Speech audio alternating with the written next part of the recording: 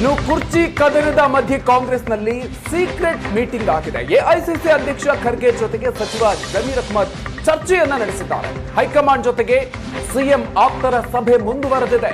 ಖರ್ಗೆ ಜೊತೆಗೆ ಸಚಿವ ನಸೀರ್ ಅಹ್ಮದ್ ಅವರು ಸಭೆಯನ್ನ ಮಾಡಿರೋದು ಇದೀಗ ಕುತೂಹಲವನ್ನ ಮೂಡಿಸಿದೆ. ಸಿಎಂ ಆಪ್ತರ ಸೀಕ್ರೆಟ್ ಮೀಟಿಂಗ್ ನಲ್ಲಿ ಏನೆಲ್ಲ ಚರ್ಚೆ ಆಗಿದೆ ಅನ್ನುವಂಥದ್ದು ಈಗ ಸಾಕಷ್ಟು ಕುತೂಹಲವನ್ನ ಮೂಡಿಸಿದೆ. ಸದಾಶಿವನಗರದ ಎಐಸಿಸಿ ಅಧ್ಯಕ್ಷರ ನಿವಾಸದಲ್ಲಿ ಭೇಟಿಯಾಗಿ ಮಾತುಕತೆ ನಡೆಸಿದ್ರು. ಇನ್ನು ಖರ್ಗೆ ಜೊತೆಗೆ ಪ್ರಸ್ತುತ ರಾಜಕೀಯ ವಿದ್ಯಮಾನಗಳ ವಿಚಾರವಾಗಿ ಚರ್ಚೆ ಮಾಡಿದ್ದಾರೆ. ಒಬ್ಬೊಬ್ಬರಾಗಿಯೇ ಖರ್ಗೆ ಅವರನ್ನ ಭೇಟಿ ಮಾಡ್ತಾ ಇದ್ದಾರೆ ಮುಖ್ಯಮಂತ್ರಿಗಳ ಆಪ್ತರು.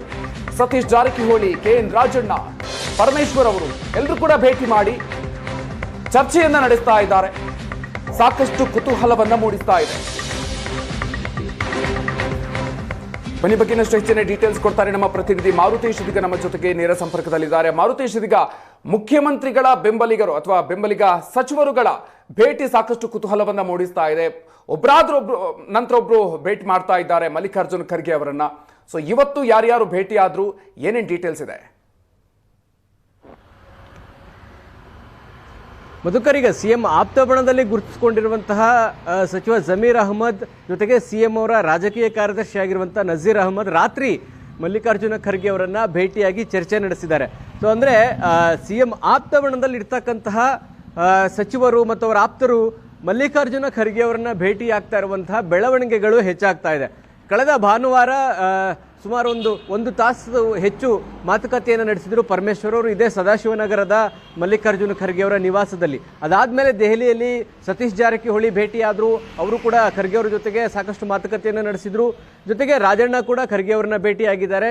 ಇವತ್ತು ಪರಮೇಶ್ವರ್ ಅವರು ದೆಹಲಿಗೆ ತೆರಳಿದ್ದಾರೆ. ಇವತ್ತು ಖರ್ಗೆ ಅವರು ಕೂಡ ಮಧ್ಯಾಹ್ನ ದೆಹಲಿಗೆ ತೆರಳುತ್ತಾ ಇದ್ದಾರೆ. ಹೀಗಾಗಿ ಅವರ ಭೇಟಿ ಮತ್ತೊಂದು ರೌಂಡ್ ಆಗ್ಬೋದು. ಅಂದ್ರೆ ಖರ್ಗೆ ಅವರನ್ನ ಭೇಟಿಯಾಗಿ ರಾಜಕೀಯದಲ್ಲಿ ಆಗ್ತಾ ಇರುವಂತಹ ಬೆಳವಣಿಗೆಗಳ ಬಗ್ಗೆ ಅವರ ಜೊತೆಗೆ ಮಾಹಿತಿ ವಿನಿಮಯ ಆಗ್ತಾ ಇದೆ. ಇದರ ಜೊತೆಗೆ ಪಕ್ಷ ಸಂಘಟನೆಯ ವಿಚಾರದ ಬಗ್ಗೆಯೂ ಕೂಡ ಚರ್ಚೆ ಆಗ್ತಾ ಇದೆ.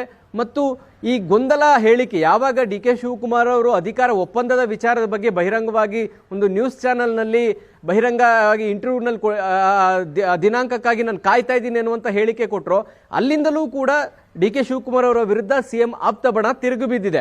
ಅದರ ಪ್ರಯತ್ನದ ಭಾಗವಾಗಿಯೇ ಹೈಕಮಾಂಡ್ ನಾಯಕರನ್ನ ಭೇಟಿಯಾಗೋದು, ಅವರ ಅಭಿಪ್ರಾಯಗಳನ್ನು ಹೇಳುವಂಥದ್ದು, ಏನಾಗ್ತಾ ಇದೆ ಅನ್ನುವಂಥದ್ದನ್ನ ಖರ್ಗೆ ಅವರಿಗೆ ತಿಳಿಸುವಂಥದ್ದು, ಈ ಎಲ್ಲ ಪ್ರಯತ್ನಗಳು ನಡೆದಿದೆ. ಆ ಪ್ರಯತ್ನಗಳ ಭಾಗವಾಗಿಯೇ ಮಲ್ಲಿಕಾರ್ಜುನ ಖರ್ಗೆ ಅವರ ಭೇಟಿ ಆಗ್ತಾ ಇರುವಂಥದ್ದು ಕೂಡ ಗಮನಿಸಬಹುದು. Madhukar, okay, thank you Marutesh ಡೀಟೇಲ್ಸ್ಗೆ.